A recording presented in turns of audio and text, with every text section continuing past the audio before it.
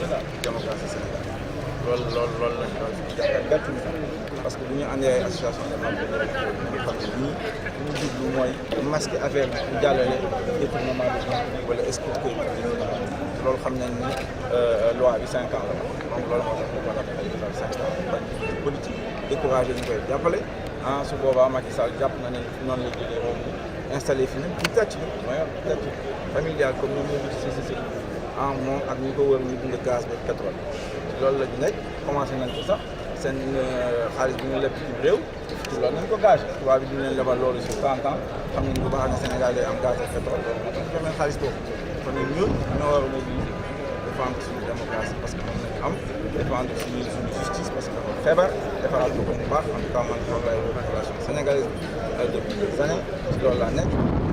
xam nañ ko waa mouvement Tekki bokk nañ assise nationale chargé de gouvernement démocratique lépp bu bëgg ñu naxasaay suñu démocratie ñu entre dañuy taxaw xeex loolu moom mooy suñu